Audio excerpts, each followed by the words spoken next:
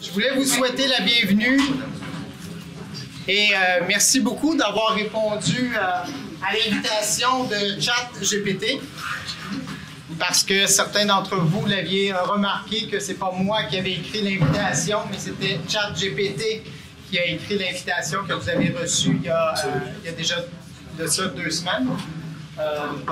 J'ai demandé à ChatGPT de faire une invitation accrocheuse pour rassembler le maximum de professeurs à l'atelier. Et ça semble avoir fonctionné parce qu'on n'avait pas assez de place au Media Lab. Il a fallu donc se déplacer en cette journée de jouons ensemble. Puis merci au syndicat des professeurs de nous avoir donné un coup de pouce pour pouvoir nous libérer de la salle ici aujourd'hui. Donc, on est très heureux de vous recevoir pour cet atelier très populaire, pour le sujet aussi effervescent qu'est ChatGPT. Je vais d'abord me présenter pour ceux qui ne me connaissent pas. Je m'appelle Daniel Plante, je suis conseiller technopédagogique ici au Cégep. Je suis aussi membre du comité d'innovation numérique et membre aussi du comité plagiat ou d'intégrité intellectuelle. Je vais laisser mes autres collègues se présenter. Bonjour tout le monde, mon nom est David Blain, je suis spécialiste en moyens techniques d'enseignement à l'audiovisuel et je suis répondant type pour le collège. Ainsi, je fais partie aussi du même comité que Daniel au niveau du comité d'innovation numérique. OK, Anne-Gaëlle Habib, SFTE aussi, comme David, mais à la bibliothèque, et membre du comité d'intégrité intellectuelle également. Marie-Claude Cyr, conseillère pédagogique au service des programmes. Attends, je cherche un mot, ça va venir. Pour cette session-ci, temporairement, pas aux technologies numériques, mais généralement très impliquée dans le comité d'innovation numérique, qui est le comité institutionnel qui surveille ce qui se passe au point de vue numérique. Et bien sûr, conseillère pédagogique aussi, mais pas cette session. Marc-Claude est ma collègue, celle qui me ramène un peu sur terre des fois. Quand on fly un peu trop haut avec le numérique, elle nous ramène dans une certaine réalité. C'est donc une collègue vraiment précieuse. On apprécie. Donc, prochaine diapo. On a donc structuré la présentation aujourd'hui d'une certaine façon pour être le plus efficace possible. On sait que vous êtes nombreux. On sait que plusieurs d'entre vous ont le goût de discuter de la question. On va se laisser un maximum de temps, mais à la fin, un 30 minutes ou un 40 minutes de commentaires et de partage d'expérience. Avant, on va donc faire une courte présentation de ChatGPT de OpenAI. Je pense que beaucoup d'entre vous l'avez déjà expérimenté, vous savez ce que c'est, donc 15 minutes, ça va être amplement suffisant. Ensuite, une deuxième section de 20 minutes qui va parler de plagiat et des risques et la détection, les outils de détection. Et on va ensuite passer à ce que c'est un outil pédagogique possible. Qu'est-ce qu'on peut faire avec ChatGPT comme outil pédagogique? On va regarder ça donc, de cette façon-là. Si vous avez donc tout au long de la présentation des questions, si c'est vraiment pour un éclaircissement pointu sur la présentation, gênez-vous pas. Mais si c'est pour débattre d'un point que vous voulez soulever, gardons-le pour la fin. On va essayer d'économiser le plus de temps possible dans la présentation pour se garder du temps pour échanger après. David, tu parlais un peu du Media Lab? Oui, ben en fait, pour ceux qui ne le savent pas, pas depuis le réménagement, mais du moins au sous-sol à la bibliothèque, il y a un accès pour venir au Media Lab qui est annexé à l'audiovisuel. Donc, les techniciens et moi-même sommes disponibles pour vous accompagner dans l'élaboration et l'expérimentation de nouvelles technologies. C'est un local qui est dit comme un laboratoire, donc Media Lab, on a déjà des instruments sur place. On essaie de faire l'acquisition aussi d'équipements pertinents pour nourrir la pédagogie, ou du moins intégrer les technologies à la pédagogie. Souvent, c'est sur invitation, mais le lieu devrait être ouvert à tous, dans lequel on va faire des activités, puis ça va être ouvert autant aux enseignants qu'aux étudiants pour les accompagner à élaborer ou expérimenter des technologies. On a entre autres des casques de réalité virtuelle, imprimantes 3D. Il y a aussi un satellite avec art visuel. Je vois David qui est là. Et j'oublie ton nom, mais Christina? Cassandra. Il y a du moins une portion aussi pour faire de la création. C'est plus dans le volet Fab Lab, mais quand même, ils ont des outils pour découper au laser et buriner au laser le métal ou le verre ou toute autre matière. Donc, c'est ça. L'idée, c'est de trouver des utilités à tout ce qu'on peut, soit détourner les technologies ou les intégrer à votre pédagogie afin de créer des activités stimulantes et enivrantes pour les étudiants. Alors, reviendrons juste en arrière, s'il te plaît. Je vais juste vous faire remarquer que toutes les illustrations que vous retrouvez dans le PowerPoint ont été faites dans les dernières heures avec Midjourney, qui est intelligence artificielle, avec simplement des mots-clés que j'ai fournis à partir de chacune des diapos. Donc, ce que vous allez voir comme illustration tout au long de la présentation, ça a été fait avec Midjourney, un générateur d'images avec intelligence artificielle, puis il y aura éventuellement un atelier spécialisé sur l'usage des générateurs d'images avec l'intelligence artificielle. Le Media Lab a pris place en 2019 suite à une journée institutionnelle sur l'intégration du numérique dans nos pratiques. Il y avait une plénière après où on a discuté en groupe avec des profs, avec du personnel. Il y a eu des suggestions qui nous ont été faites, entre autres de David Blain, David Jacques, qui était d'avoir un lieu justement pour le Media Lab pour expérimenter. On était tous gonflés à bloc à cause d'une présentation auquel on avait assisté, une conférence. Je vous en ai préparé juste 2 minutes, parce que c'est aussi un livre, on va vous donner les références tout de suite après, mais j'aimerais juste écouter 2 minutes de cette présentation, de cette conférence-là, qui va mettre la table sur ce qu'on va vous présenter par la suite. Donc, c'était Olivier Diance, et le titre était « La terreur et le sublime ». C'est terriblement excitant et très effrayant, où nous réalisons totalement l'ampleur extraordinaire du contemporain. Et je pense que ces moments provoquent en nous une réaction émotive de terreur et de sublime, tout à la fois et en même temps. Pour moi, c'est le thème du monde dans lequel on est, le sublime et la terreur. Alors vous avez ici un bon exemple de sublime et la terreur, à lui tout seul.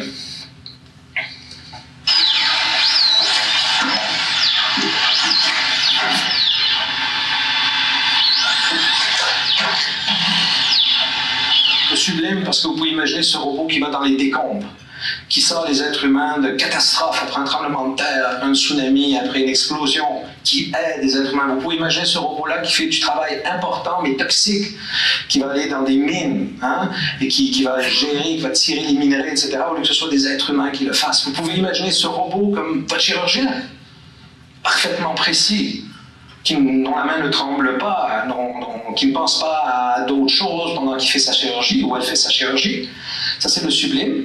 La terreur, vous pouvez imaginer ce robot-là comme un soldat. Ces choses-là sont ensemble et en même temps, l'une avec l'autre. Et le plus grand défi, donc, avec tout ça, ça veut donc dire que le plus grand défi avec tout ça par rapport aux technologies, c'est un défi humain. La technologie ne change pas la culture, elle la change, oui. Mais surtout, elle révèle la culture. Le plus grand défi que nous avons tous, c'est que la technologie, c'est un amplificateur de culture humaine. C'est un multiplicateur de culture humaine, ce qui va faire donc que le meilleur et le pire, la terreur et le sublime dans l'humain va être amplifié par la technologie. Et notre rôle, c'est de nous assurer que cette amplification soit correcte, elle se fasse de la bonne façon et sur les bonnes bases et les bonnes fondations. Et je vais vous donner un exemple. J'ai choisi de vous présenter ce petit extrait-là parce que beaucoup d'entre vous m'avez communiqué vos émotions mélangées par rapport à l'usage de ChatGPT et je trouve que ça incarnait bien certaines de vos expressions de vos émotions qui étaient un mélange entre la fascination puis en même temps la terreur, à quel point c'était pour modifier nos pratiques, surtout nos façons d'évaluer. Donc, on peut passer. En fait, les références, on va vous les partager, mais ils se trouvent à la bibliothèque. Clique une deuxième fois, sinon ça va repartir. Oui, c'est ça. Fais juste 2 fois. Clique 2 fois. Ah, OK. Ben on va vous montrer les... il y a des références parce qu'à la bibliothèque, on l'a en version numérique et en version papier. Exactement. C'est moi qui ai la version papier aujourd'hui. J'avais le coup d'arrêter. Aussi, avant de vous dire, c'est que je tenais à spécifier qu'il y a des enjeux. On est tout à fait conscient, notre sens critique est tout à fait conscient qu'il y a des enjeux d'authenticité, de validité, de droit d'auteur, de biais sociaux avec l'intelligence artificielle, des impacts sur le marché de l'emploi. Mais aujourd'hui, on n'aura pas le temps de discuter de ces choses-là. On est plus dans on pourrait aborder et s'initier à cet objet-là. Et on fera éventuellement des ateliers pour discuter de ces enjeux-là, qui sont très, très, très importants aussi. Mais on aura aussi des lieux virtuels où on pourra échanger sur ces questions-là. Donc, dans l'histoire, et là, est-ce que j'ai des profs d'histoire dans la salle? Bonjour, ça va bien? Je vais contextualiser la ligne du temps. Donc, j'ai demandé à ChatGPT de me sortir les grandes découvertes du monde qui ont bouleversé un peu, entre autres, l'éducation. Je lui ai demandé les dates à ChatGPT aussi. Donc, c'est les dates qui sont là, c'est les dates de la création de la chose, mais elles ne sont pas nécessairement la date d'apparition dans le réseau de l'éducation, par contre. Donc s'il y a des coquilles, on s'en reparle à la fin de la présentation. D'accord. Oui? Juste préciser, est-ce qu'on va avoir accès aux documents? Tout à fait. On pourra vous l'envoyer sans problème.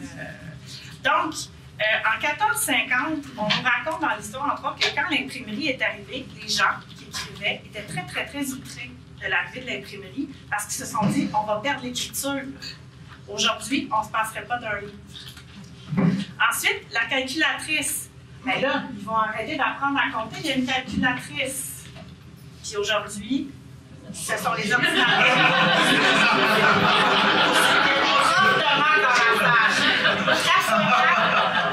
Mais je veux juste dire que ça n'a pas causé de décès, en fait. Je vais y aller dans une perspective de vie. J'aime ça, je vais vous faire rire un peu. L'ordinateur, on s'est dit, ça y est, l'humain ne sera plus en mesure de réfléchir. Puis là, après ça, arrive l'Internet, on s'est dit, oh mon Dieu, comment on va faire pour gérer ça? Puis aujourd'hui, est-ce qu'on est capable de s'en passer? Donc, c'est juste pour vous dire qu'à chaque fois qu'il y a l'apparition de quelque chose dans notre société, c'est normal qu'on ait une réaction. Puis là, on a la réaction de la terreur et le sublime de dire, je suis curieux de ce que ça va permettre de faire. Bonjour, ça va bien avec vous. Voilà. Donc, c'est juste pour rappeler, avec un peu d'humour, l'évolution de la société, l'évolution des choses qui sont arrivées dans l'histoire et qui nous permettent de prendre un pas de recul, de dire, OK, quand l'imprimerie est arrivée, les gens se sont inquiétés. Et finalement, aujourd'hui, on a tous un livre entre les mains. Puis, on survit à la lecture. Mais peut-être pas à la calculatrice, par exemple, parce que c'est ça que j'ai compris tantôt. Alors, La chose qu'on a tous découvert le 30 novembre dernier, c'est cette interface graphique très simple d'utilisation, accessible à tous gratuitement, à condition de s'inscrire à la compagnie sur le logiciel, pas le logiciel, le site web de OpenAI, qui est la compagnie qui est derrière cette intelligence artificielle large, parce qu'il y a des intelligences artificielles étroites qui font des tâches comme vous suggérez des films dans Netflix, ben, il y a toute une intelligence artificielle derrière ça en fonction de vos habitudes et tout ça, puis qui se fait que vous utilisez sans vous en rendre compte. On appelle ça une intelligence artificielle étroite qui répond à un besoin très précis. Là, ici, on est dans un modèle de langage qui est une intelligence artificielle très large et très vaste. Fait que ça, c'est l'interface graphique où il y a apparu dans les dernières semaines aussi une barre d'historique où vous pouvez avoir accès à toutes les requêtes que vous avez faites dans le passé et avoir accès. Il y a une version aussi payante qui est apparue depuis, je pense, une dizaine de jours pour la somme d'à peu près 20 $ américains par mois qui vous donne accès sans limite, puis vous n'aurez pas, même s'il y a un gros achalandage, c'est sûr que vous allez y avoir accès. Donc, on est tous familiers, je pense, avec l'interface.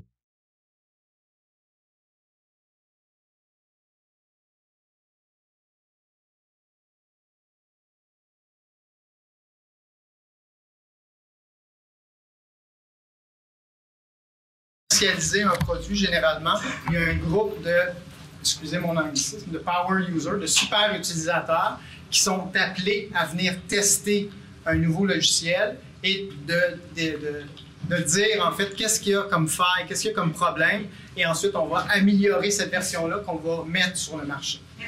Donc, excusez mes anglicismes, mais les groupes bêta sont des groupes de testeurs avant d'être sur le marché.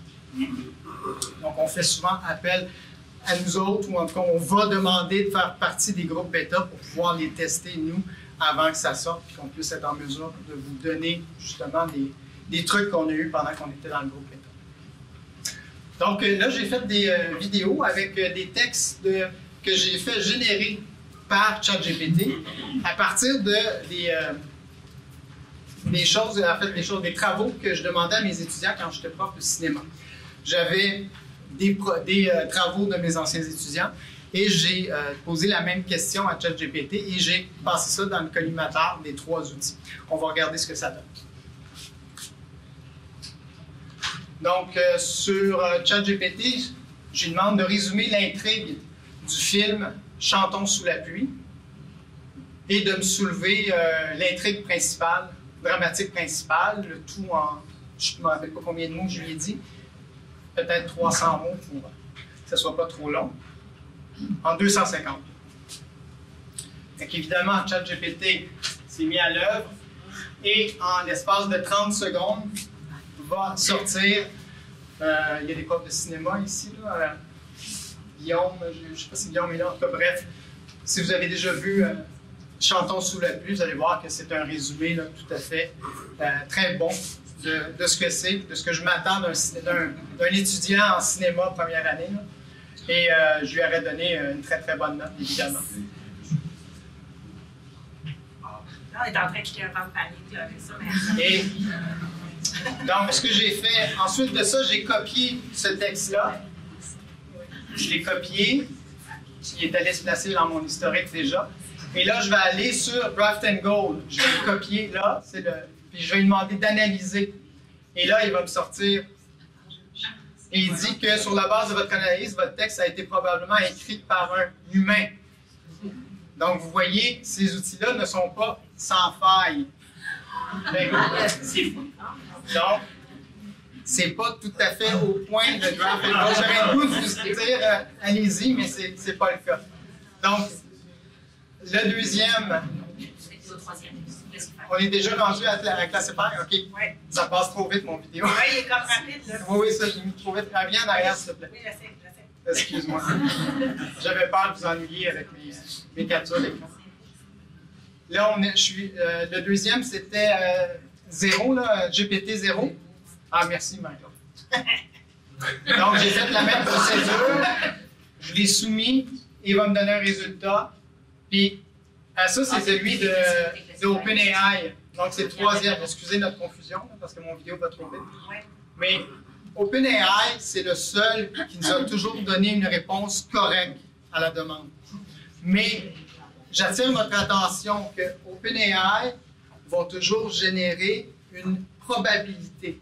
Donc, il ne peut pas garantir à 100% que ce texte-là a été généré. Il va dire c'est fort peu probable, probable ou très probable. Il n'y a même pas très probable. Il y a vraiment pas probable, peu probable ou probable.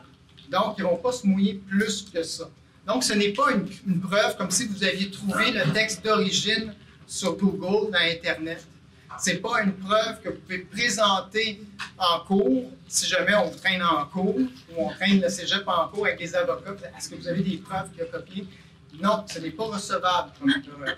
Mais ça peut être un outil incitatif, dissuasif en fait, pour vos élèves de leur dire que vous avez cet outil-là pour détecter si les textes ont été écrits ou non par une intelligence artificielle. Oui? Donc là, si je comprends bien, le détecteur est produit par OpenAI qui produit GPT, puis il ne peut pas lui-même s'auto... Oui. C'est ça que je comprends. C'est celui qui est le plus fiable sur le marché présentement, mais dans leur façon de nous dire, ils ne peuvent pas garantir à 100% que le texte généré par ordinateur est vraiment à 100% généré par ordinateur. Donc, si je fais juste repréciser ma question, il ne conserve pas un log de tout ce qui a été demandé pour ensuite dire oui, c'est les produits. Il n'y a pas ça. C'est basé sur la même analyse que d'autres. Exactement. Oui, Dominique. Est-ce que vous avez essayé compilation?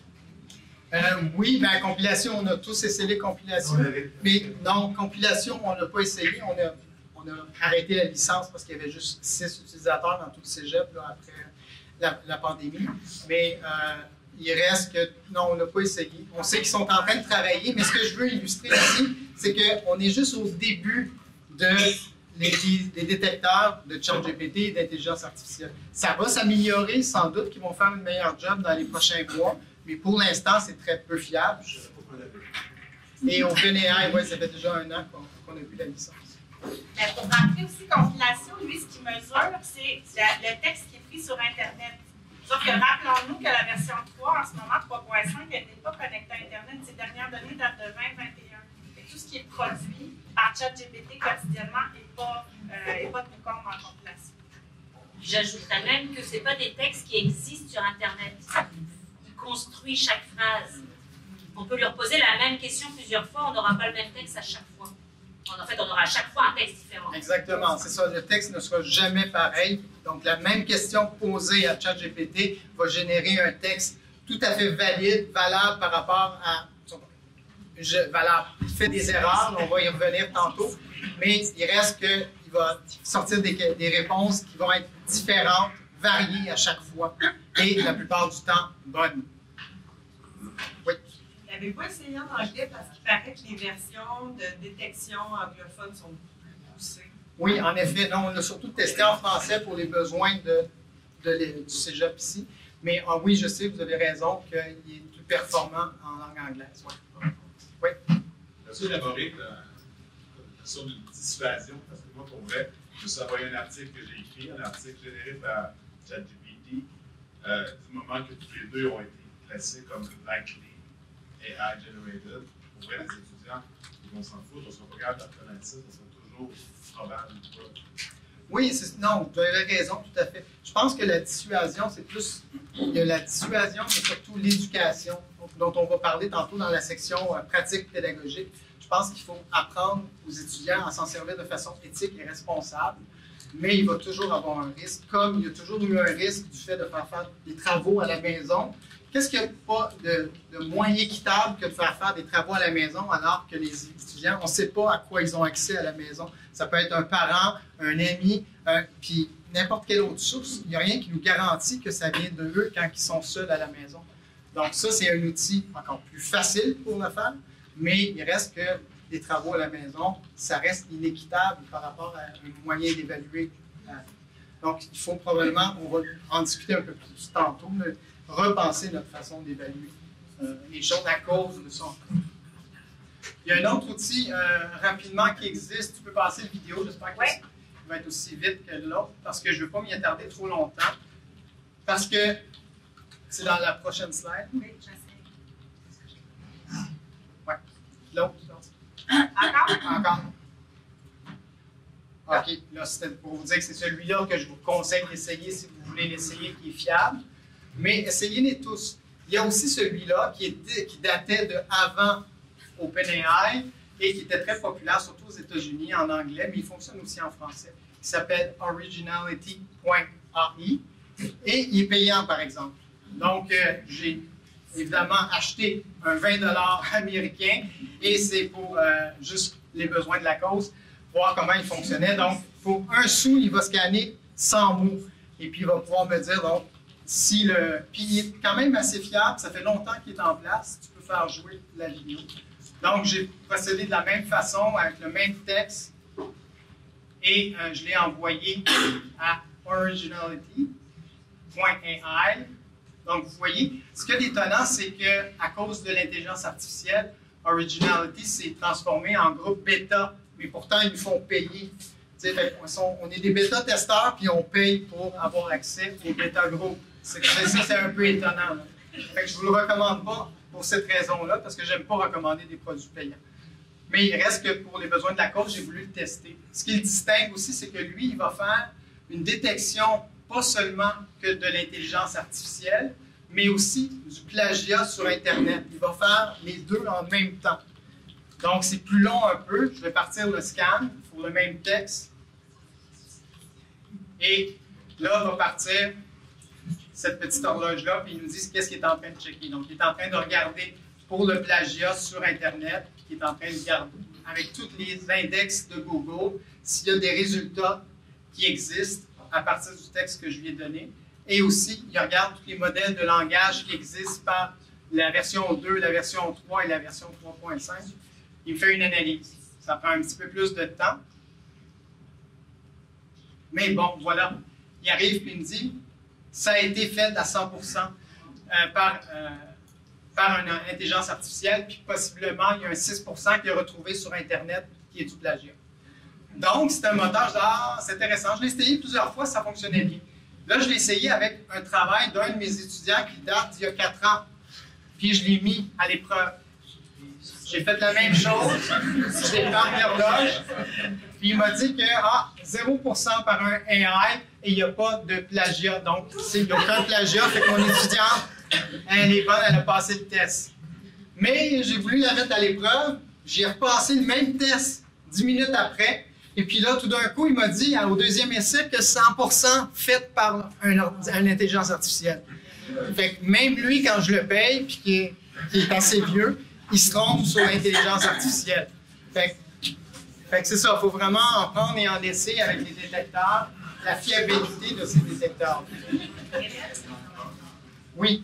En fait, moi, mon malaise, je sais là, que les logiciels pour détecter le plagiat vont s'améliorer avec le temps, puis tout ça, là, mais d'argumenter avec un étudiant, de dire j'ai passé ça dans le logiciel et pour moi c'est du plagiat, moi on va prendre mon dossier par ça parce que on pourrait s'ostiner longtemps. Là, pour moi, ça devient, oui, un outil, mais jusqu'à quel point c'est difficile à argumenter là, par rapport à une fois qu'il est dans mon outil que je dis, je pense que c'est plagiat, à moins que ça soit vraiment flagrant, là, mais souvent, ils vont piger par-ci, par-là. Moi, je trouve ça me questionne. Aniel, tu réponds à la question? Ouais. Ben, je ne sais pas trop quoi répondre. C'est sûr qu'on ne peut jamais trop savoir. Après, comme on l'a dit, on va regarder ça dans une autre partie après, mais c'est peut-être, ça c'est d'éviter finalement le maximum le travail à la maison. Puis pour contrôler, il y a plusieurs astuces qui pourraient éviter qui permettraient d'avoir des évaluations qui pourraient être moins enclins à faire du plagiat. Je pense que, juste pour faire un petit peu de pouce sur ta question encore, parce que je la trouve très pertinente, j'ai expérimenté, je vous l'ai dit tantôt, Midjourney a créé des images réalisées avec l'intelligence artificielle, puis je m'amuse beaucoup parce que je suis photographe et que je suis un amoureux de l'image, puis ça me parle beaucoup. Mais après avoir passé des heures, puis des nuits à faire de l'image avec Midjourney, je suis fasciné. Mais il y a quelque chose qui me manque, c'est la gratification d'une image qui a été créée par moi entièrement. Donc, le processus créatif est très limité dans l'usage de l'intelligence artificielle. Fait que si on sensibilise les étudiants au processus au niveau intellectuel ou au niveau créatif, on va peut-être arriver à leur faire comprendre et les sensibiliser à quel point c'est important que c'est issu de nous, que ce soit du texte ou de la création d'images. Je pense qu'il y a une voie à explorer de ce côté-là. Et je vous parle d'expérience, mais c'est des expériences des quelques semaines que j'ai utilisé ça.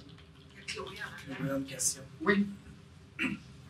Chloé? Oui, en fait, c'est juste parce que ça peut aider les profs aussi, de donner un prof de rentrer sur le critère d'interaction. On a toute la section tantôt. Chloé, j'ai pensé à toi, j'en ai fait une juste pour toi. J'ai fait une démonstration juste pour toi. Donc, je vais laisser Anne-Gaëlle parler de comment si dans notre processus, on veut encourager l'usage de ça, on ne peut pas passer à côté. Ils vont probablement l'utiliser, mais si on les sensibilise, eh bien, on les responsabilise à l'utiliser, parce qu'on sait déjà que dans le marché du travail, les entreprises utilisent ChatGPT depuis que c'est sorti. Et ils vont se distinguer comme travailleurs à savoir passer des requêtes précises et intelligentes avec ça pour être le plus efficace au travail aussi. Donc, comment citer ChatGPT? Exactement. En fait, ChatGPT, ça reste un outil comme un autre. Donc, il va falloir montrer aux étudiants, comment l'utiliser, comment l'améliorer. Puis, c'est vrai que Daniel vient de le mentionner, juste l'importance de savoir créer des bonnes requêtes à l'intérieur de ChatGPT, parce qu'en fonction de ce qu'on lui demande, c'est là qu'on aura finalement un texte ou un tableau ou n'importe quoi qui devient intéressant. Donc, il faut lui expliquer simplement, là je parle à l'étudiant, non pas à ChatGPT, qu'on a utilisé. Donc, vous, en tant que prof, vous allez certainement l'utiliser, mais les étudiants également aussi, et puis on ne pourra pas revenir en arrière. Donc, c'est Là, je vous ai simplement mentionné voilà, comment intégrer finalement la citation dans le texte. Donc c'est le nom de l'entreprise, donc c'est pas le nom de l'outil en tant que tel. Donc c'est OpenAI 2021 parce que c'est la version de 2021 qui est actuellement donc sur le marché. Et ce texte-là, juste revenir avant, le texte ici, bah, c'est ça c'est un texte qu'il m'a donné ce matin. Ça, il est conscient aussi qu'il faut qu'il se cite. Donc voilà, donc c'est important simplement de le préciser. Puis c'est de montrer aux étudiants qu'ils peuvent l'utiliser éventuellement. Ça, c'est à vous de mettre des cadres, mais ça sera de dire aux étudiants qu'il faut le mentionner. Donc je vous ai mis ça simplement à titre informatif finalement, parce que peut-être qu'il va falloir informer les étudiants de comment on cite ChatGPT, donc que ce soit dans une bibliographie. J'ai mis les deux styles utilisés et si tu peux passer directement à l'autre aussi, donc dans un texte. Donc comme je l'ai fait tout à l'heure là dans la première diapo de comment citer. Donc il y a comment citer là en style APA, c'est ce que j'avais fait parce que je trouve ça plus facile, plus petit, plus visuellement agréable. Et comment en style traditionnel, donc dans un texte avec la note de bas de page. On voit le petit 1. Donc ça c'est juste pour que vous puissiez transmettre l'information. Oui. Oui, je m'appelle François, je suis au secteur musique. Je veux simplement savoir quand l'ordinateur repère un plagiat, il ne peut pas nous dire d'où origine le plagiat. Quelle était la source utilisée? Yep. Si on fait une recherche dans Google, oui, mais si elle a été faite par intelligence artificielle, non. Il n'y aura pas de source. Pas dans la version 3.5. La version 4 qui est sortie, qui est en groupe bêta présentement, qui n'est pas disponible au public, révèle les sources par lesquelles il a construit son texte. Donc ça, comme vu, je ne l'ai pas expérimenté moi-même encore parce que je suis en attente de rentrer dans le groupe, mais ça va être possible avec la version 4 d'avoir des sources qui ont été utilisées pour faire. Donc si l'élève s'en est servi, on peut lui montrer l'original. Exactement. Pas tout le temps, parce que le texte qui est généré n'est pas un copier-coller. Il va comme s'inspirer de contenu, puis il va générer un texte tout à fait nouveau qui n'existe pas sur Internet.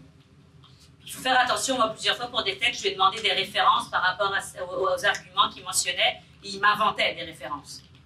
Donc pour l'instant, c'est ça. Mais bientôt, la nouvelle version va être différente parce qu'elle est en ligne. Mais voilà. L'étudiant va devoir aussi valider l'information qui s'y trouve parce qu'en effet, il y a des choses, des fois, qui sont clairement à côté. En fait, j'ai demandé de donner des références en style APA. Il m'a donné des fausses références. Oui. Donc dans le texte, il avait l'impression de bonnes références, mais quand j'ai vérifié dans les journaux, il n'avait pas le même papier cité dans la bibliographie, donc il fait semblant. Il fait semblant de savoir. Dans les premières semaines, j'ai demandé qu'il écrive un texte sur l'œuvre de France Côté. Et il m'a sorti un super article et avec des références, puis j'ai envoyé ça à France. Puis France a dit, j'ai jamais écrit aucun de ces références.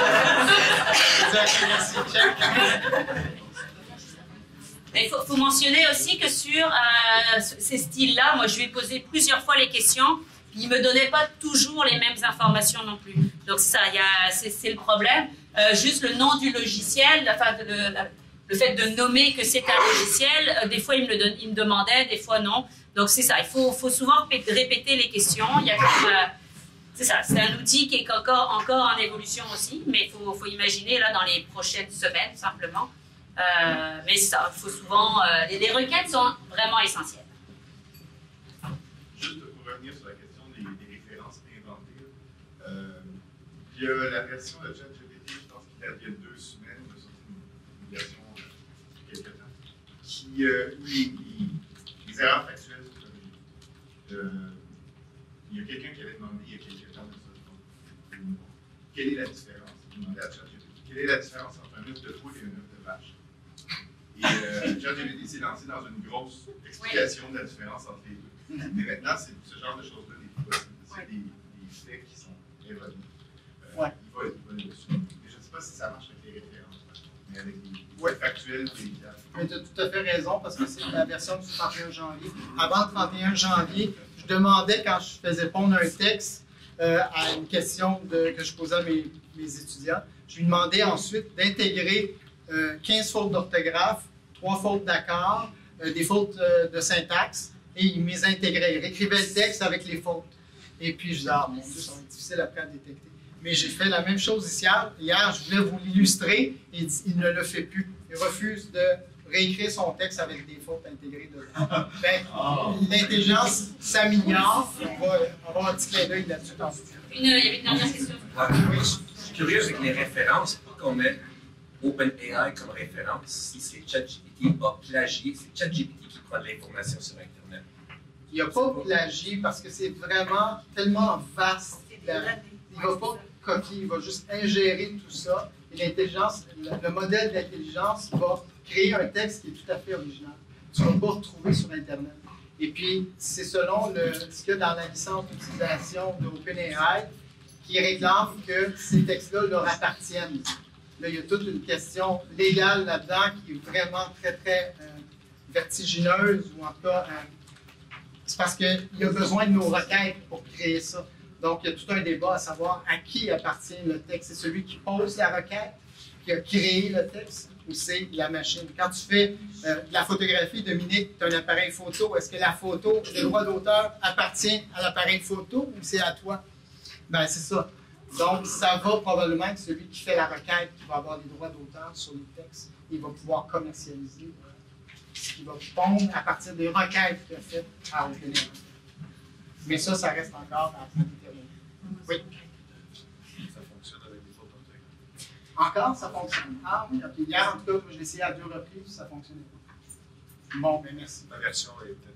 C'est pour ça qu'on a une Media Lab pour échanger, parce qu'une seule personne ne peut pas tout tester, toutes les versions.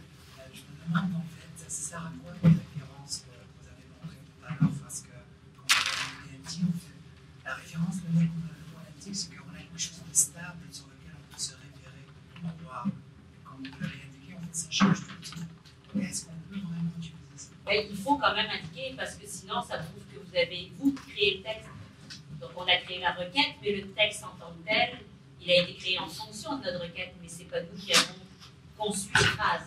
Donc oui, il faut quand même indiquer qu'on a obtenu l'aide, tout simplement. Non, mais on voit au moins qu'il n'est pas fait par l'étudiant ou l'enseignant, que l'usager a été aidé pour faire son texte. Mais en effet, on ne peut pas trouver le texte original, pour l'instant. Comme on disait tantôt, c'est parce que c'est le sujet du plagiat, il est très vaste avec l'intelligence artificielle, puis il est très différent et particulier en fonction des différents programmes ou départements. C'est pour ça qu'on va faire une tournée des départements, comme on l'a déjà fait, sur ce sujet-là, parce que c'est en fonction de votre discipline, les besoins ne sont pas les mêmes. Et puis, on va pouvoir répondre à vos besoins lorsque vous allez nous inviter à partir de l'automne prochain dans vos départements pour essayer de régler, pas les régler, mais en tout cas vous aider avec la question de l'intelligence artificielle et quelles seraient les recommandations qu'on pourrait vous faire avec l'expérience qu'on aura à ce moment-là. Donc, ça conclut un peu notre section, mais on sait que c'est... Puis on va probablement d'ici là aussi faire d'autres ateliers juste sur le plagiat et l'intelligence artificielle, parce qu'on reçoit au quotidien de tous les profs, puis beaucoup ne pouvaient pas être présents aujourd'hui à cette plage horaire. Donc, on va faire d'autres ateliers sur cette question-là, parce qu'on sait que c'est très, très sensible, et c'est tout à fait légitime que ça soit. Et on s'entend que dans les semaines à venir, il y a plusieurs produits qui vont émerger, sortir. Là, on en connaît 2, mais on ne sait pas, là, il y a plein de compagnies qui travaillent là-dessus. Alors, il y a possiblement une explosion de produits qui va sortir, puis aussi des outils de détection qui vont se perfectionner. Donc, c'est là où on lance un petit peu le débat, à savoir, là, on fait une veille de ça, mais c'est tout nouveau. C'est sorti au mois de novembre. On est au mois de février. Donc, il faut comme ingérer ce qu'on voit, l'analyser, puis réfléchir tous ensemble à qu'est-ce qu'on peut faire avec ces outils-là, puis l'utiliser de la bonne façon. Donc, il y avait la partie terreur un peu, mais il y a la partie sublime. Peut-être pas si sublime que ça, parce qu'il y a encore plein de limites, mais en curieuse que je suis et en paresseuse que je suis, la première chose que j'ai eu envie de faire, puis je vous le dis là, les enseignants qui sont au cours de pratique enseignante en ce moment, j'avais à préparer un cours sur l'historique du collégial, donc comment le collégial est arrivé au Québec, le situé dans l'histoire, quelle est la vocation, la place du collégial au Québec, etc. Donc, c'est quoi le REC, par exemple, tout ça. Puis ça, c'est des choses que j'aurais dû aller chercher dans mes vieux livres, dans mes vieux PDF de formation à l'université. Là, j'ai posé la question à ChatGPT, finalement, pour préparer mon cours. Et en fait, j'ai posé plein de questions comme ça. Puis après ça, ben, j'ai osé demander à ChatGPT de me créer des questions à choix de réponse ludiques pour pouvoir les intégrer à mon bootcamp en classe avec les profs de la pratique enseignante.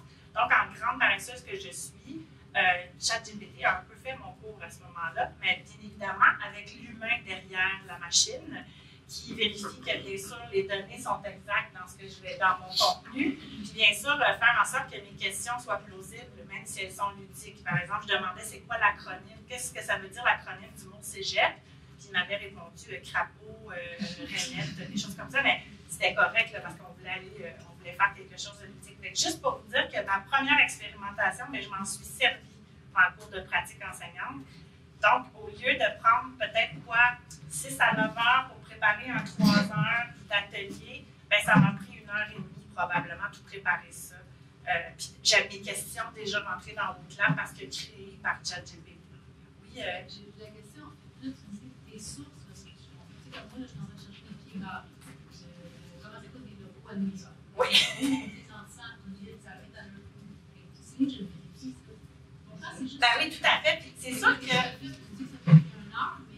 Oui, bien, c'est sûr que dans mes anciens contenus courts que j'avais, dans les cours que moi-même j'ai suivis, j'avais mes références, j'avais mes diagraphies que je suis retournée valider après. Tu as tout à fait raison. Je suis allée valider mes contenus avant de présenter des choses. Mais j'avais mes références déjà. Parce que ChatGPT, c'est pas sa force. Tu peux pas lui dire, à moins que tu copies-colles un texte avec ta référence, par exemple un article dans la QPC, que tu copies-colles cet article-là, puis tu lui demandes de faire des questions à choix de réponse, ou de te préparer 2 vignettes de présentation par objectif. Tu peux copier-coller quelque chose de tes références à toi. Tout à fait. Tout à fait. Oui, c'est ça. C'est sûr qu'il y a la rigueur derrière ça, mais c'est ça, c'est l'humain derrière la machine aussi. Tout à fait. Donc, est-ce qu'on peut s'en servir de façon pédagogique? Oui, tout à fait.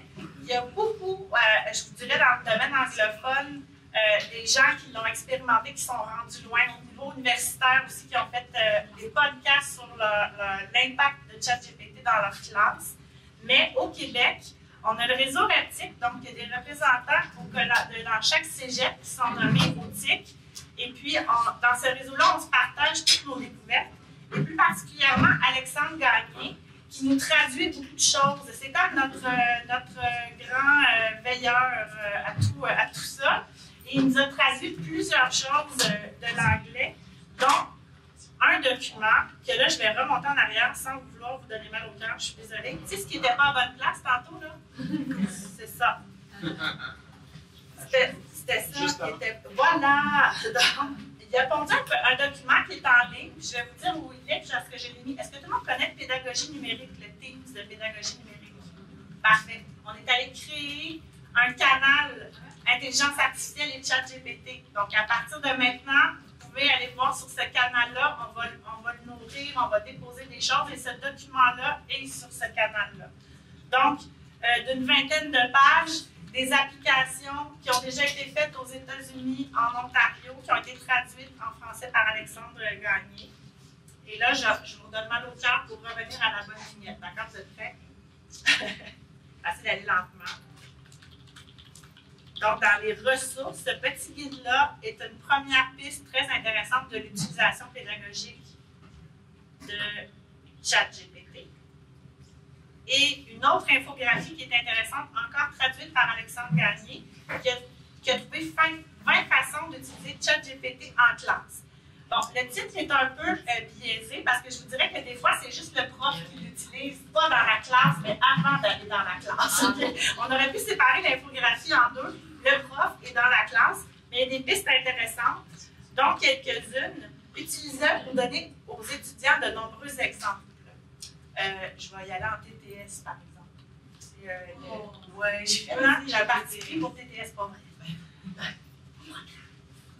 Mais, donc, on pourrait demander, par exemple, en analyse sociale, dans la condition de vie des femmes, de comparer la condition de vie des femmes de Montréal, de Chibougamau et je fais un exemple, là, et demander à ChatGPT de nous montrer la réponse en direct dans la classe, par exemple. Puis ensuite, en groupe, avec les étudiants, on critique ce qui est affiché là, selon les textes qu'on aura vus en classe ou selon les textes qu'on peut aller chercher avec les étudiants. Donc, c'est un exemple. En donnant des exemples, mais en critiquant ce que ChatGPT aussi nous apporte comme réponse, bien évidemment.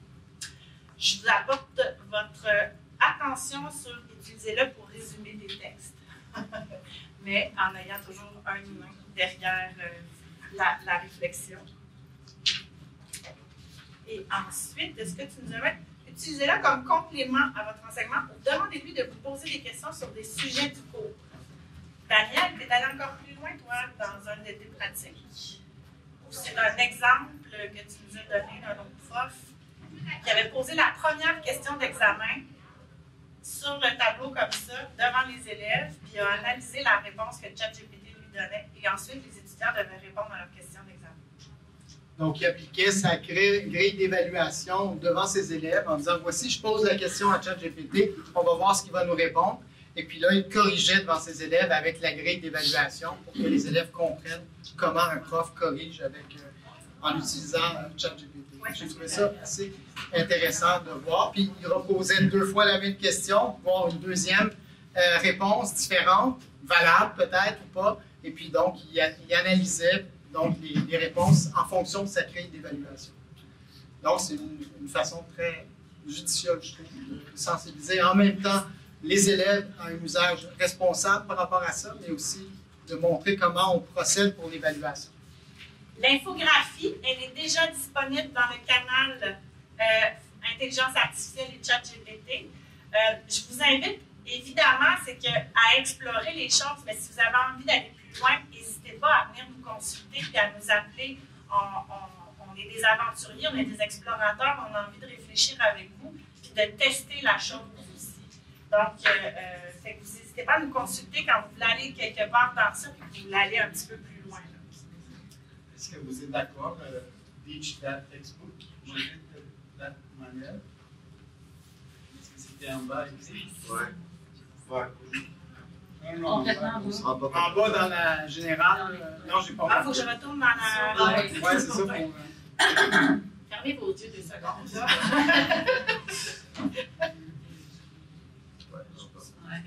À gauche. Non, évidemment, on n'est pas d'accord. Je suis un amoureux des livres. C'est ça, je pense.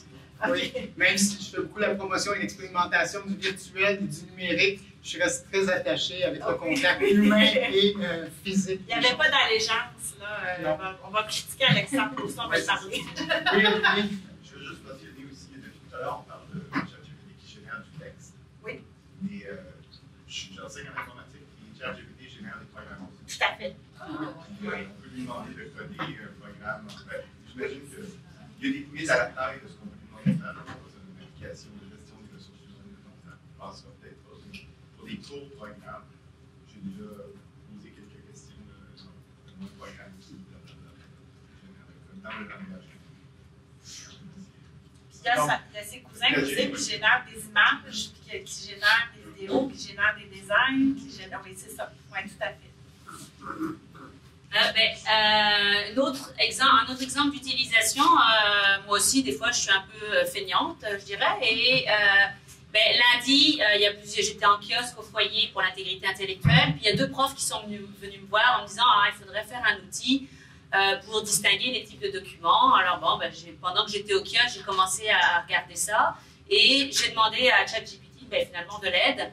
Et ça a demandé plusieurs requêtes. J'ai comme affiné un petit peu. Bon, ça, c'est un tableau que j'ai mis après dans Excel parce que je n'ai pas retrouvé mon historique, mais je l'avais sauvegardé parce que je sauvegarde tout ce qu'il me donne, donc on ne sait jamais. Et ça, donc là, on peut voir qu'il y a quand même une évolution. Je lui avais demandé plus de types de documents. Puis, donc, il m'a redonné un nouveau tableau. Et après, j'y suis allée avec plus d'informations. Donc, je lui ai demandé de me donner sur la structure, la fiabilité, puis l'objectif des auteurs, l'objectif du texte. Donc, c'est moi je lui ai dit d'ajouter des lignes, je lui ai dit d'ajouter des colonnes en le guidant là-dessus. Puis il a fini par me donner quelque chose qui avait beaucoup plus d'allure, qui me convenait davantage. Puis après, moi, évidemment, je l'ai retravaillé. Il y a des textes que j'ai complètement modifiés, mais ça m'a vraiment fait gagner beaucoup de temps. Puis je pense que j'ai dû passer. Le plus long, finalement, ça a été la mise en page dans Canva. Mais ça m'a pris quoi, 3 heures peut-être un peu plus, mais pour obtenir ça, alors que sinon, j'aurais quand même passé beaucoup plus de temps pour le faire. Et voilà, j'ai mentionné aussi que c'était évidemment, je ne pas dire pourcentage, mais je même mis des couleurs. J'ai fait ça, mais c'est ça. Donc, c'est simplement, on peut avoir des... ça nous aide. Voilà. Faut l'essayer de toute façon pour s'en rendre compte. Un autre exemple, en fait, récemment, je suis revenu du Tunisie, j'ai fait escale à Charles de Gaulle, puis je ne savais pas trop comment occuper mon temps pendant 5 heures. Et c'était la fête de ma conjointe le lendemain, alors je me suis dit, je vais utiliser ChatGPT pour me lister sur quoi faire à Charles de Gaulle pour tuer le temps. Je lui ai dit. Alors, j'ai commencé de façon plus large pour occuper mon temps, mais avec une précision par la suite. Qu'est-ce que je pourrais acheter à ma femme pour lui faire plaisir à cet aéroport? Et il m'a quand même pondu plusieurs propositions. Mais ce qui est important, c'est de tenir compte des préférences de votre femme et de son style. Et ça vous aidera à choisir le souvenir le plus approprié pour elle. Donc, il m'a quand même bien conseillé afin que j'identifie le bon cadeau. En fait, il y a plusieurs choses que vous pouvez acheter pour faire plaisir à votre femme, comme souvenir à l'aéroport Charles de Gaulle, des produits de luxe. L'aéroport Charles de Gaulle propose une large sélection de produits de luxe tels que des sacs à main, des bijoux, des montres, etc. De la parfumerie, vous pourrez trouver une large sélection de parfums, eau de toilette et eau de parfum pour femmes. Des produits de soins, il y a de nombreux magasins de cosmétiques à l'aéroport où vous pourrez acheter des produits de soins pour le visage, les cheveux, etc. Des vêtements. L'aéroport Charles de Gaulle propose une large sélection de vêtements pour femmes allant des tenues de ville aux vêtements de sport. Des accessoires de mode, vous trouverez une large sélection d'accessoires de mode tels que des foulards, des lunettes de soleil, des chapeaux. D'ailleurs, le foulard, j'étais allé me renseigner pour le prix chez Hermès. Les cheveux me sont frisés sur la tête pour ceux qui me restent. Alors, je me suis aiguillé sur un autre choix de cadeaux. Sinon, des objets artisanaux, poterie, bijoux, vêtements. Donc, c'était quand même ludique à essayer de cette façon-là. Et ton budget la prochaine fois De mon côté, j'ai essayé quelque chose parce que une des choses que dans mes travaux en cinéma à corriger, que je trouvais difficile, c'était corriger le français en même temps que j'ai à corriger les textes, le contenu. Et j'ai juste essayé hier de lui demander, fais-moi un tableau à colonne avec commentaires sur chacune de ces colonnes. Oui, c'est ça, j'allais plus vite que ça. OK, merci. À 75. OK. Avec commentaires, chaque type de faute de français selon le code linguistique.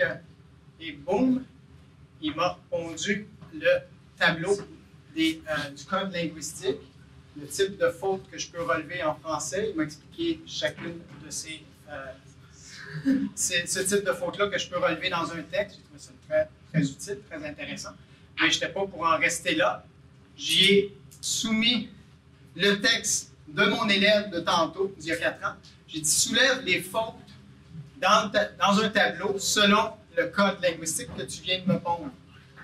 Et puis, là, j'ai repris le texte de mon étudiante, je l'ai copié, et dans ma requête, j'ai suivi le texte, j'y ai envoyé. Puis voici les fautes relevées dans le texte, classées par orthographe, grammaire, et il fait la correction aussi. Donc, il y a la rétroaction intégrée. Alléluia! Donc, évidemment, je vous rappelle qu'il faut vérifier. Il y a toujours un humain derrière ça qui doit vérifier les choses. Mais après vérification, je l'ai essayé à plusieurs reprises. Il est fiable à 95% dans mon expérience que j'ai fait de ça. Ensuite, après, je lui ai dit, si je souhaite enlever un demi-point pour chacune de ces fautes-là, combien ça fait? Simplement ça, ma requête. Compte tenu des fautes d'orthographe, la personne a perdu 37,5 points, donc sa note est de 62,5 sur 100. Donc, voilà. Oui, Stéphane? Donc, ce que je comprends, c'est qu'à partir d'une requête, à partir du résultat qu'il te donne, tu peux continuer à affiner.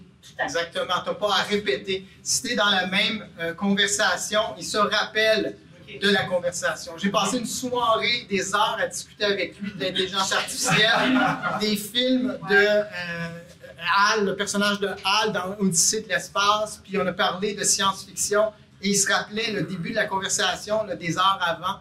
Puis j'ai appris tellement, mon esprit s'est ouvert, puis le lendemain, j'étais « wow ». Je ne me suis pas servi du texte de la conversation, mais j'avais évolué dans ma pensée par rapport à ça.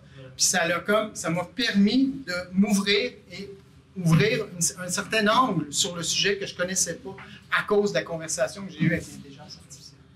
Oui, Dominique? Une question niaiseuse. Est-ce qu'ils ont prévu de prendre les résultats avec une voix? On m'a arrêté parce que j'ai fait des expériences d'intégration de texte. On prend du texte puis on transforme ça en personnage vidéo. Puis je voulais vous le présenter aujourd'hui, mais on m'a dit « Arrête, tu vas leur faire peur. » Oui, je l'ai fait. Je ne l'ai pas fait juste avec de l'audio. On pense que c'est moi qui te l'arrête. Non, c'est vrai, c'est pas toi cette fois-là. Tu vois ça drôle. Mais je l'ai fait, puis oui, je voulais vous la présenter en introduction aujourd'hui, mais on m'a dit non, ils ne vont pas trouver ça drôle. Bonjour à toutes et à tous. Je suis ChatGPT, une intelligence artificielle développée par OpenAI. Je comprends vos préoccupations à propos de l'impact de l'intelligence artificielle dans le milieu de l'éducation, et je suis là pour vous rassurer.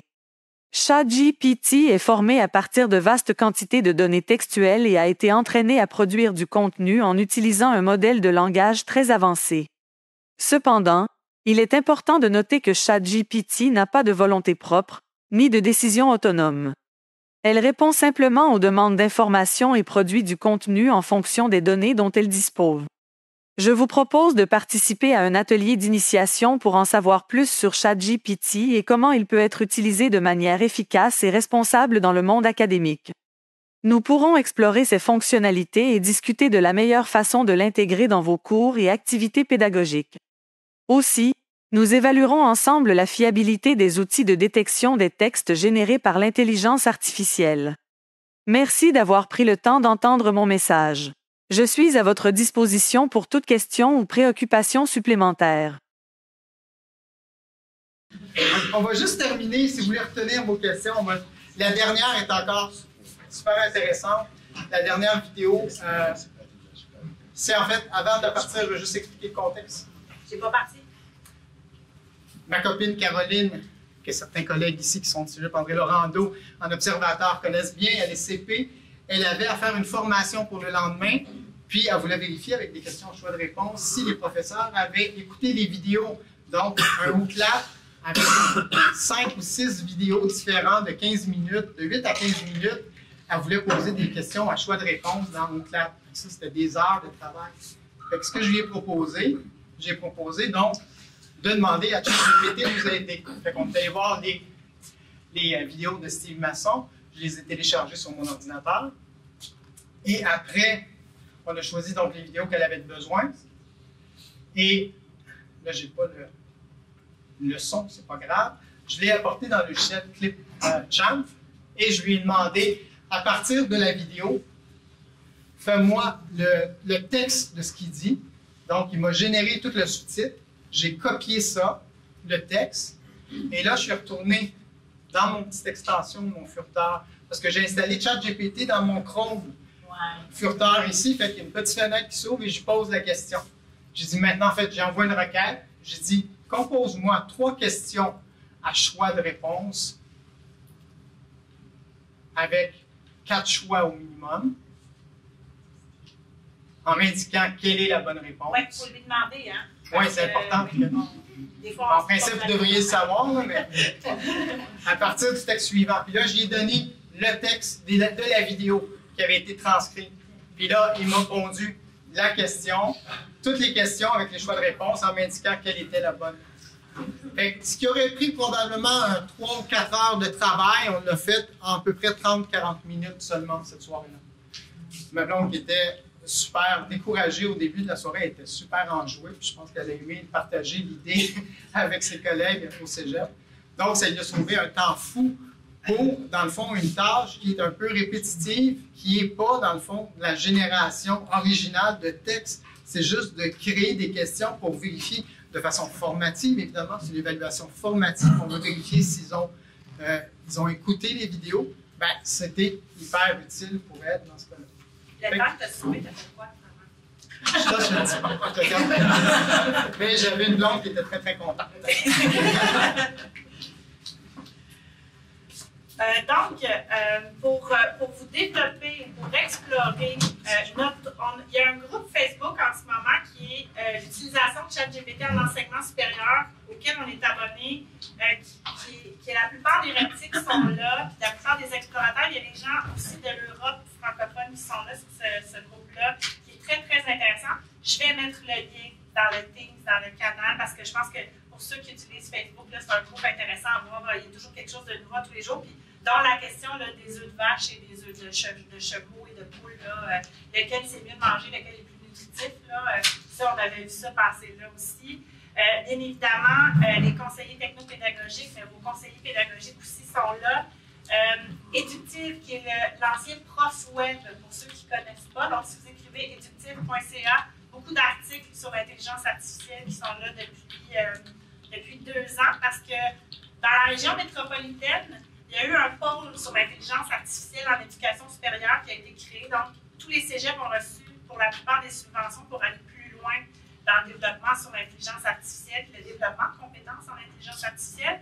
Donc, eux nourrissent, entre autres, d'articles dans l'éducatif. Il y a eu la création du canal. Oui, Charles? Non, tu parles dans le groupe pédagogie numérique. Oui. Teams, il y en a 2. Il y en a un IA et ChatGPT, puis oui. un autre. Donc, c'est le IA et l'évaluation, on va nourrir bientôt. Okay. C'est par rapport au plagiat, puis par rapport à tout ce qui va être transformé par rapport à l'évaluation.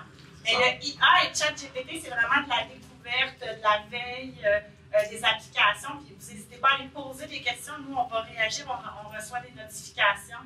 On va être réactif par rapport à ce qui se passe sur le canal. Donc, merci parce que c'est le prochain point, fait que je n'ai pas besoin de le faire. C'est vraiment gentil. donc, dans le canal pédagogie numérique, dans le Teams pédagogie numérique, est-ce que tout le monde est sur le Teams pédagogie numérique? Oui, parfait, d'accord. Ceux qui ne le sont pas, vous faites une recherche dans les équipes du cégep, pédagogie numérique, et on vous ajoute sans problème. Il est ouvert, il est public de toute façon. Oui, c'est ça, il est public, il est ouvert, mais il a été... C'est parce que pendant la pandémie, on vous a forcé à c'est bon, parce que c'était plus facile pour nous autres. Là. Il y avait comme 400, 500 personnes qui voulaient là. À mi-terme, c'était pas possible. Fait qu'on vous a tous mis, sauf les nouveaux. Vous pouvez donc y accéder très facilement dans Teams, dans pédagogie numérique. Comme on le nommait aussi tantôt, parce que les départements de discipline ont des besoins spécifiques, je pense que c'est important de faire une tournée départementale et de s'adapter à vos réalités ou à vos enjeux propres.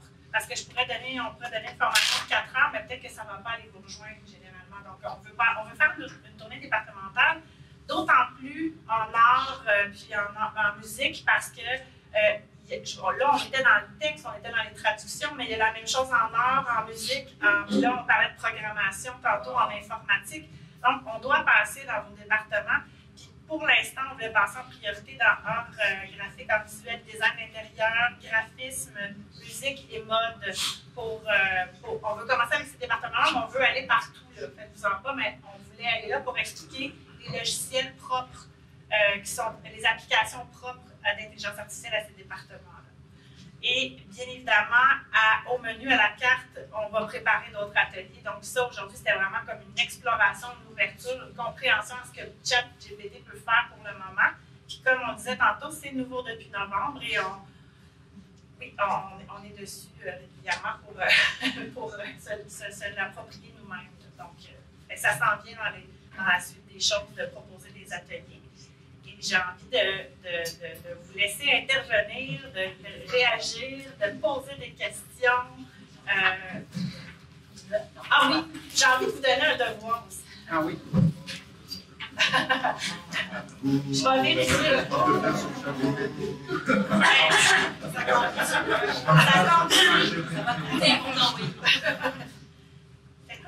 J'arrête mon cerveau, des fois, je vous dis, vous me connaissez peut-être pas, mais ceux qui me connaissent, mon cerveau part dans toutes les directions d'habitude, fait que ce que Marie-Claude voulait vous proposer comme devoir, c'est de choisir dans vos travaux à la maison, des TP que vous avez à vos étudiants, choisissez une question, 2 questions en fait, et de 2 travaux différents, et demandez à ChatGPT de répondre à une de ces questions-là, ou 2 de vos questions pour voir ce qu'il va vous répondre et comment vous auriez noté si c'est ça que vous aviez reçu comme réponse à ce travail personnel. C'est bien ça. J'avais une deuxième partie à votre devoir, c'est de poser une question personnelle selon vos intérêts aussi. Oui, c'est ça. Parce que comme Daniel est capable de parler une nuit complète avec ChatGPT, peut-être pas être aussi intense que Daniel, par contre, mais peut-être poser une question ou 2. J'aimerais que tu me rappelles, tu avais prévu de faire un voyage tu avais parlé d'un voyage à New York selon un... Oui, bien, je suis un grand amateur. Moi, j'aime beaucoup New York. Je suis allé travailler là à quelques reprises, donc je connais bien la ville, Manhattan. Mais je suis aussi un grand amateur de Paul Auster, qui est un auteur que j'aime beaucoup. J'ai lu tous les livres et je les relis souvent. Puis j'ai demandé de me faire, si je passais un prochain week-end à New York, est-ce qu'il pourrait me faire un programme de visite en fonction de l'œuvre de Paul Auster et me dire lequel des personnages, dans quel roman était dans tel lieu. Que je fasse un genre de pèlerinage Paul Auster à travers New York et il m'a sorti mon programme de la fin de semaine. Et c'était fabuleux, j'ai très hâte de la nuit. 2 parties à votre devoir, quelque chose dans vos évaluations pratiques somatiques et quelque chose de plaisant pour vous aussi, pour faire un peu de terreur et un peu de sublime aussi dans votre appropriation de ChatGPT. Là, il y a des gens qui quittent, mais est-ce qu'il y a des questions, des réactions, des commentaires, des expériences aussi que vous avez eues? Tantôt on parlait des œufs de vache, là. Ouais. Oui?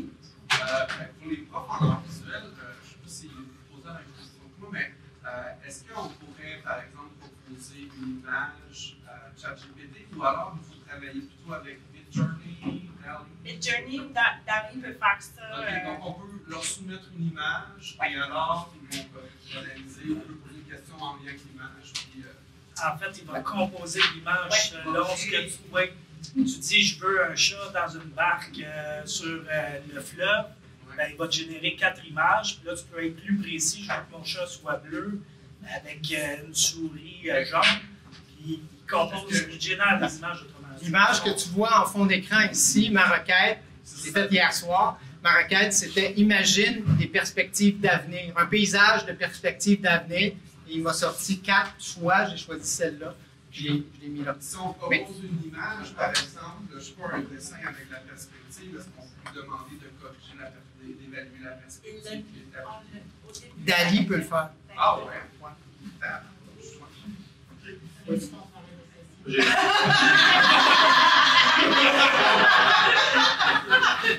J'ai 2 questions qui sont peut-être un peu plates, mais j'ai vu dans les nouvelles passer un peu partout, il y a plein d'universités en Europe qui ont carrément interdit. Donc, est-ce qu'on va avoir une politique ici? Deuxième chose, nous, en littérature, on va souvent faire des travaux à la maison, des devoirs. L'idée qu'on me remette du plagiat que je passe pour les noms de la fax, parce que je ne vais pas passer, il y a des devoirs qui sont écrits à la main. Qu'est-ce qu'on peut faire? Comment on va changer notre pratique? Il y a comment faire les travaux, les devoirs en classe? Ben, c'est sûr qu'il faut se re-questionner sur notre façon d'évaluer. Oui, c'est ça. C'est maintenant qu'il faut faire ça. C'est aussi qu'on fait cet atelier-là aujourd'hui. Non, le cégep ne va pas interdire l'usage parce que l'usage, il est multiple. Il n'est pas juste là, il va être récupéré ailleurs. C'est surtout à l'extérieur du cégep que les gens vont l'utiliser, les jeunes vont l'utiliser. Fait que de le bloquer ici, ça ne donnera absolument rien. C'est vraiment une éducation qu'il faut faire, une sensibilisation d'une façon responsable de l'utiliser. Comme je vous ai parlé tantôt quand je parlais d'intelligence artificielle avec lui, bien, le lendemain, en réunion, dans le comité de plagiat, bien, je pouvais parler de ce dont j'avais parlé toute la nuit avec ChatGPT, mais je n'ai pas utilisé mot à mot ce qu'il m'a dit. Donc, c'est peut-être de sensibiliser les élèves au processus, comme je le disais tantôt, de réflexion et que d'avoir l'intelligence de poser les bonnes requêtes pour avoir des réponses qui vont faire en sorte que je vais me faire une tête différente avec ça et après, je vais pouvoir être en mesure de répondre. Puis moi, ce que je vous recommande, c'est de penser peut-être à de la triangulation d'évaluation. C'est-à-dire, on peut demander un texte, on peut demander une rencontre orale, donc poser des questions de façon orale. Je sais que ce n'est pas possible dans tous les départements, dans toutes les disciplines, mais de penser à une façon autre que juste avec le texte. Parce que c'est sûr que là, c'est une vulnérabilité qu'on a. Je voudrais rajouter, hier, il y a un article sur justement le plagiat et l'intelligence artificielle qui est sorti, et il demandait, entre autres, de peut-être demander des brouillons. Donc, c'est sûr que ça demande un travail supplémentaire, mais ça permet aussi de voir le suivi. Donc, c'est peut-être de répartir le travail à la maison en plusieurs séances, puis c'est ce genre de choses, mais d'avoir des brouillons de l'évolution, de la réflexion. Mais c'est sûr qu'il y a une réflexion à avoir là-dessus. C'est pour ça qu'on veut faire des ateliers juste sur ça, sur comment on va transformer l'évaluation. Mais c'est tellement hétérogène, votre façon d'évaluer. Puis je pense que par département, ça va être beaucoup plus payant que d'essayer de faire pour tout le monde répondre aux questions parce que vos besoins ne sont pas les mêmes en termes d'évaluation. Oui, c'est un peu, mais peut-être c'est pas le lieu. En tout cas, pourquoi alors il y a autant d'universités grandes? Ben, retourne, tu connais-tu le site LINA, par exemple, les archives, on peut retourner, comme Claude l'a dit, à l'arrivée de l'Internet. On a essayé d'interdire Internet dans les cégeps, dans les universités au début. On a essayé d'interdire Wikipédia, mais ce qu'on s'est rendu compte, dans le fond, c'est que d'éduquer les jeunes à ne pas se fier que sur Wikipédia, puis avoir plus qu'une source, ben, c'est une façon rigoureuse d'avoir plusieurs sources quand on fait un travail. Donc, je pense que c'est une question d'éduquer, de sensibiliser, parce qu'on ne va pas passer à côté de ça. Ça va être c'est déjà dans le marché du travail. Notre collègue Roxane, qui est ici hier, nous apprenait que des employeurs demandaient à ce que des lettres de motivation soient faites par ChatGPT en y entrant leur CV. C'est bien ça que tu dis, Roxane? Roxane, qui est zététique à la formation continue. Donc, on voit déjà que dans le marché de l'emploi, l'intelligence artificielle, elle est utilisée. Puis, les étudiants qui vont entrer dans le marché du travail, qui vont se démarquer, sont ceux qui vont être le plus efficaces à créer des requêtes pour justement rendre en fait leur emploi plus profitable, ou en tout cas être plus efficace au travail. On n'y échappera pas. J'ajouterais, oui, c'est quelque chose qu'on va utiliser. On utilise Internet, on utilisera ChatGPT, donc autant apprendre à l'utiliser. Nathalie, là, je suis comme oui, vas-y, Claude. Tu avais Nathalie en premier. Mais je reviens un peu à ce que Ethan disait. Moi, ce qui me dérange, c'est de permettre d'utiliser ChatGPT comme référence dans un travail. Parce que ce que Ethan disait, on ne peut pas y retourner pour vérifier la source. Fait que pour moi, ça serait la même chose que de mettre ma mère ou mon frère. Oui. Ce qu'ils ne font pas toujours. Oui, mais d'interdire, ils vont le faire pareil. Donc, c'est compliqué. À la limite, peut-être que j'extrapole, je ne le fais pas, là, mais à la limite, si tu cites Chat OpenAI, est-ce que tu peux prendre une capture d'écran et me le mettre dans ton travail? Là, je m'en vais là, mais première idée qui me vient à l'esprit comme ça. Mais ça fait une étape de plus. Et ils vont l'utiliser. Et on va l'utiliser aussi. Moi, je vois beaucoup de potentiel. C'est peut-être problématique un peu pour l'évaluation sommative. Mais pour l'évaluation formative, je vois beaucoup de potentiel comme en langage d'ensemble. On veut qu'ils écrivent des textes, mais on ne veut pas constamment les corriger parce que ça prend énormément de temps et ça ne compte pas de toute façon.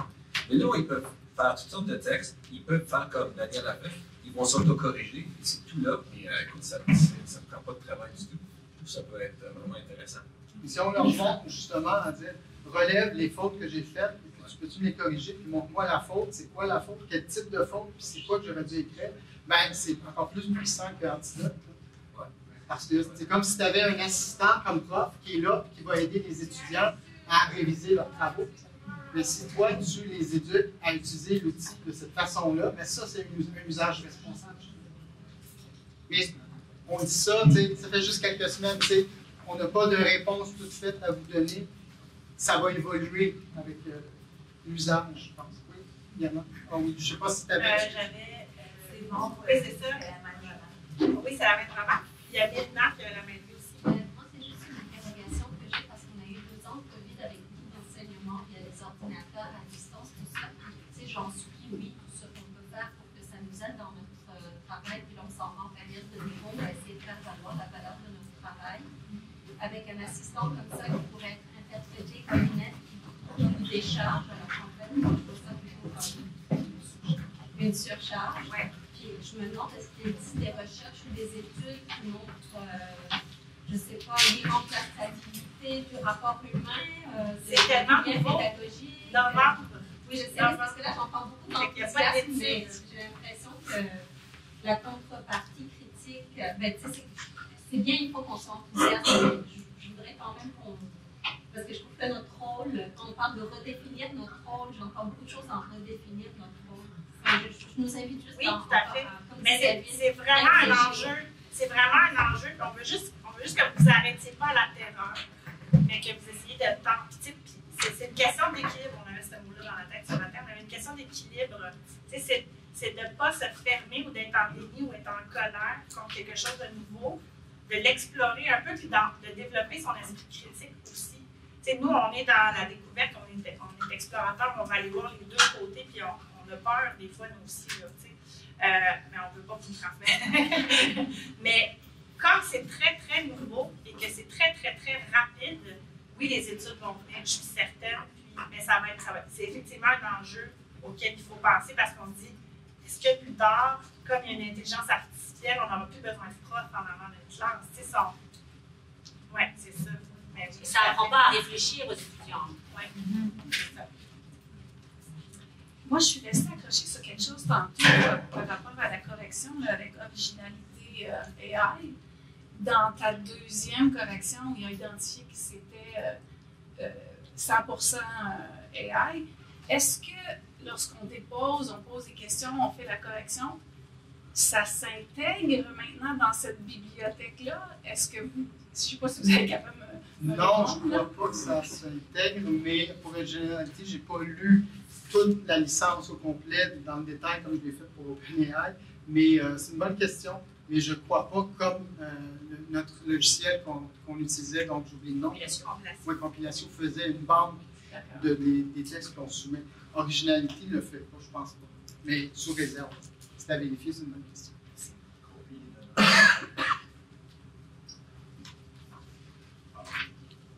Donc, oui. C'est beau rentrer des données, mais les réponses, quoi la teneur? Avez-vous constaté un virage à droite, une idéologie plus prégnante que les autres? Est-ce que vous vous tournez avec ça? Est-ce que justement, je tape liberté, égalité, fraternité? Est-ce que c'est vraiment du gros bonbon de gauche? Ou alors il y a quelque chose de plus mesuré ou de... Je ne vais pas passer pour Vous voyez ce que je veux dire? Est-ce qu'il y a une teneur idéologique derrière tout ça?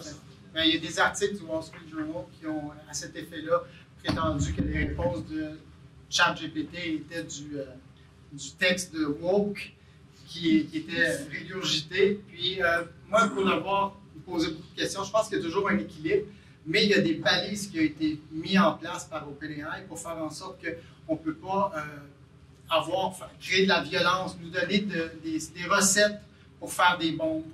Fait qu'il y a des balises qui font en sorte qu'on a l'impression qu'il est politically correct. Mais c'est justement pour empêcher des dérives que c'est.